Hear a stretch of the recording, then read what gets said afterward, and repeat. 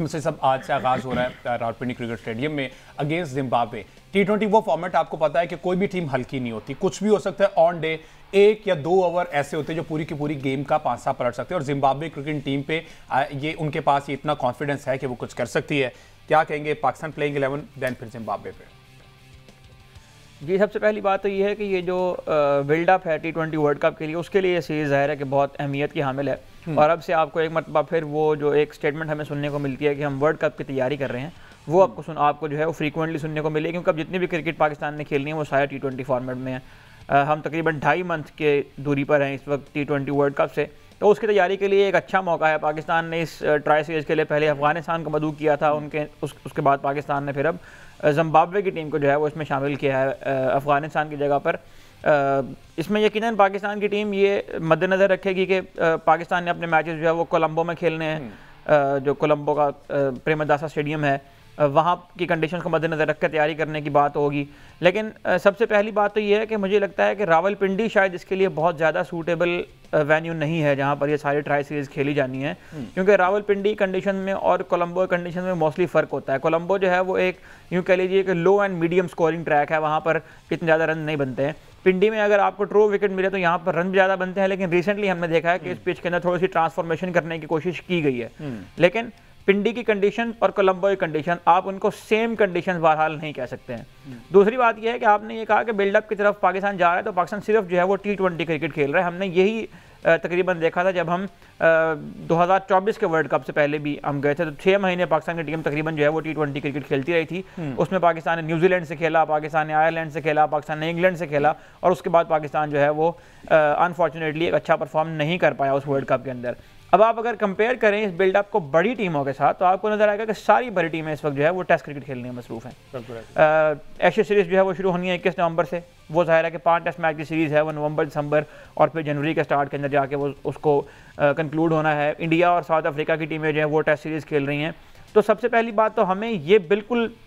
मतलब समझ नहीं आती बात कि आप जब एक फॉर्मेट, अब जितनी क्रिकेट हो गई है, इंटरमिंगलिंग हो गई ना, फॉर्मेट्स की टीमें भी तब्दील होती हैं। अगले साल जो है वो 2027 का वर्ल्ड कप है। अगर इस क्राइटेरिया के मुताबिक आप देखें तो फिर पाकिस्तान को जो अगले साल का अपना स्केड्यूल बनाना है या जो अपना कैलेंडर तरतीब देना है, उसमें तो फिर ओडीआई क्रिकेट होनी चाहिए, क्योंकि उससे अगले साल आपने ओडीआई क्रिकेट खेलनी है। साथ ही साथ आपका वर्ल्ड टेस्ट चैंपियनशिप का टेबल भी जो है वो भी जारी रहता है, और उसको भी आपने देखना है। तो ये बिल्कुल ना समझ में आने वाली बात है कि एक फॉर्मेट जो आपका पसंदीदा फॉर्मेट है बुनियादी तौर पर, उसको सामने रख के पाकिस्तान ने इस साल 29 T20 मैच ऑलरेडी खेल लिए हैं 2025 में, जिसमें 17 मैच पाकिस्तान जीते हैं और 12 मैच पाकिस्तान ने हारे हैं। ये अलग बात है कि अपोजिशन की जो क्वालिटी थी वो तकरीबन यही थी कि बांग्लादेश से हम खेल रहे थे या हम वेस्ट इंडीज से खेल रहे थे, जो कि अब जाहिर है कि उस तरह से फुल फ्लैज टीम नहीं होती। 2 सीरीज हमने वेस्ट इंडीज से खेली, फिर हम एशिया कप में गए, वहां पर हमें एक ही ओपोनेंट जो है वो हमें स्ट्रांग मिला, उसने हमें हराया। उसके बाद हमने एक अच्छी कामयाबी वहां श्रीलंका के अगेंस्ट समेटी थी, और अब श्रीलंका के अगेंस्ट हम जो है वो खेलने आ रहे हैं। तो सवाल ये पैदा होता है कि तैयारियों के लिए आपने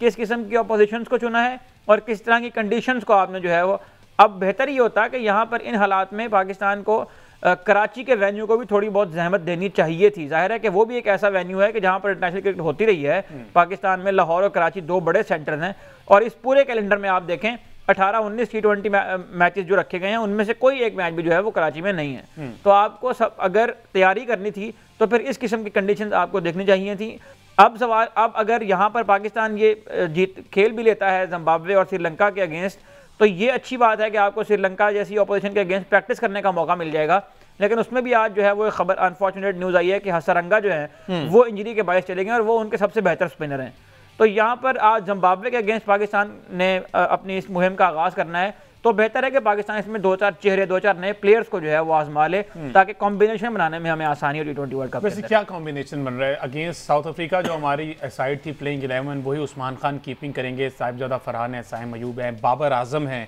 और इसी कॉम्बो को लेके चला जाएगा। मिडिल ऑर्डर में हमारे पास क्या हम अब्दुल समद को कंसीडर कर रहे हैं दोबारा से? देखें, ज़ाहिर है हसन नवाज अगर नहीं है यहाँ पर, तो फिर अब्दुल समद की जगह तो आपको यहाँ पर बनती हुई जो है वो दिखाई दे रही है। बल्कि यूँ कह लीजिए कि अब्दुल समद की जगह बनाने के लिए शायद ये पूरा अरेंजमेंट जो है वो की गई है। तो पूरा एक सेटअप हुआ है अब्दुल समद को टीम में लाने के लिए, तो वो तो आपको टीम में नज़र आएंगे ही मुझे लगता है। पाकिस्तान साहिबजादा फरहान के साथ जा रहा है काफ़ी अरसे से ओपनिंग पे, और साहिबजादा फरहान के साथ जो है वो साइम अयूब और फ़खर जमान में से एक प्लेयर जो है वो चूज़ किया जाएगा। इसमें ज़्यादा इम्कान यह है कि साइम अयूब को ही पाकिस्तान की टीम में रखा जाए, क्योंकि साइम अयूब जो है वो साथ बॉलिंग भी कर लेते हैं और आजकल चूँकि मंजूर नज़र भी हैं वो माइक हैसन के, अपनी इन क्वालिटीज़ की बिना पर के थोड़ी बहुत बैटिंग कर लेते हैं और थोड़ी बहुत बॉलिंग कर लेते हैं, दरमियान में एक आध कैच पकड़ लेते हैं, तो उनकी CV अच्छी हो जाती है। वर्ल्ड नंबर 1 ऑलराउंडर भी हैं ज़ाहिर साइम अयूब, तो वो तो अनड्रॉपेबल है, उनको ड्रॉप नहीं किया जा सकता। बाबर आजम को एडजस्ट करने के लिए फ़खर जमान की कुर्बानी मेरा ख्याल है कि पाकिस्तान क्रिकेट टीम एक मरतबा फिर देगी, क्योंकि बाबर आजम जो है वो जो आखिरी सीरीज़ हुई है साउथ अफ्रीका के अगेंस्ट,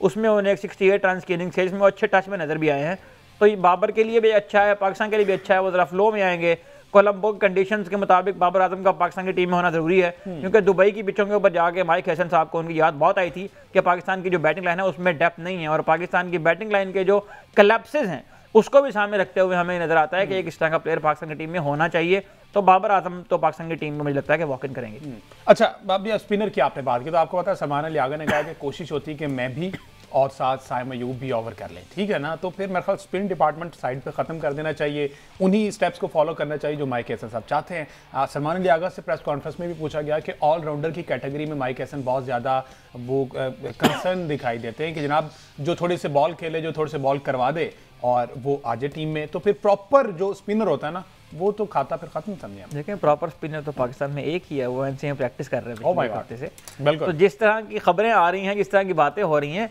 मतलब एक रूमर ये भी आया था कि शादाब खान इस ट्राई सीरीज में पाकिस्तानी टीम का हिस्सा होंगे, जो ट्राई सीरीज पाकिस्तान आज शुरू करने जा रहा है। तो स्पिनर्स के साथ तो हमारा जो रवैया है वो ये है, अबरार आके 3 आउट करते तो अगले मैच से ड्रॉप हो जाता है। सुफियान मुकीम जो है वो इस वक्त राइजिंग स्टार की टीम के साथ जाके एशिया कप खेल रहे हैं, लेकिन उनको जिम्बाब्वे के खिलाफ मैच के लिए जहमत नहीं दी गई है।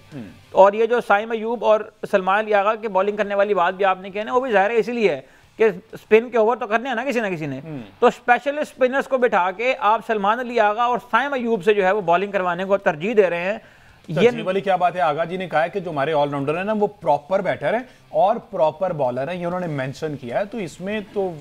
क्लैरिटी उन्होंने खुद दे दी कि जनाब अब वो खाली एक बॉलर का दौर गया, अब प्रॉपर बैटर प्रॉपर ऑलराउंडर जिसको कहते हैं हार्दिक पांड्या जैसे हम कहते हैं हमारे पास भी। मेरा ख्याल है कि फिर अब माजरत कर लेनी चाहिए अगर इन ऑलराउंडर्स को आप हार्दिक पांड्या के साथ मिला रहे हैं। हार्दिक पांड्या जब क्रीज के ऊपर आते हैं तो वो एक ऐसे बॉलर नजर आते हैं जो नए बॉल से ही बॉल करता है, जो पुराने बॉल से ही बॉल करता है। हार्दिक पांड्या जब बैटिंग करने आते हैं तो उनको